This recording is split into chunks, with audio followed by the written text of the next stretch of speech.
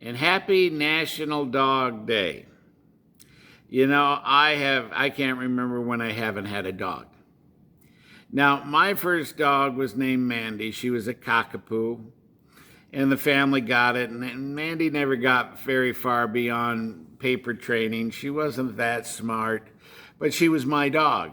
The rest of the family wanted to get rid of her, but I said no, and so they said, then you take care of her. So I fed her every day. I laid down paper at night. I picked up the paper in the evening, and she was my dog. I took care of her. She got the police called on her a couple of times because she liked to bark a lot, but she was a good dog. She was my dog, and I especially loved her, okay? Now, she died when I was about in 7th grade, broke my heart, okay? Now, the next dog we got a few years later when I was, well, I would guess I would have been in 8th grade when we got Monona. Monona was a St. Bernard. Now, Monona was a novelty dog, and she wasn't a stupid dog, and everybody in the family loved her because, well, when you walked around with Monona, you were very popular. People came up to see you and ask you and wanted to know about your dog, even though she slobbered a lot.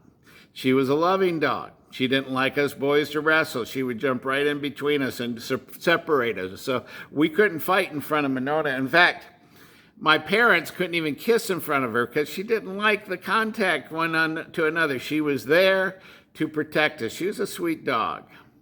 Now, when I got married, my wife had a dog by the name of Jeffrey. He was an Irish setter, and Jeffrey was a sweet dog.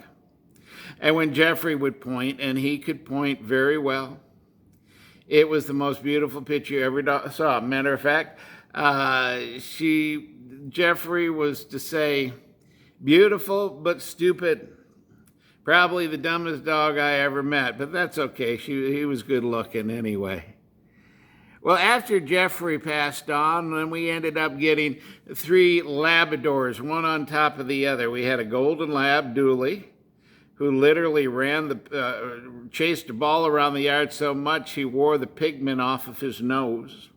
Then we had 2 chocolate labs. Now, one was named Jules after, to say Jules Verne. It was a combination of Jeff and Dooley. To this day, I don't understand, but that's what my wife said. And then when he died, we went down to the rescue, and they said, well, what kind of dog do you have? And I said, well, we have a chocolate lab. And they said, well, we have a chocolate female lab here today, and her name is Jules. Well, don't have to kick us in the head to know that that was the dog we had. And presently, that's the dog I have. And I would have to say she's my favorite dog ever. Of course, probably every dog when I had it was my favorite dog ever. Now, one question I'm continually asked as a pastor is, will our pets be with us in heaven?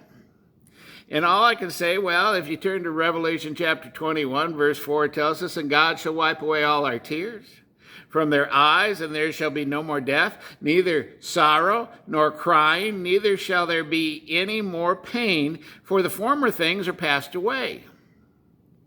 Now, heaven's going to be a place of perfect happiness for us.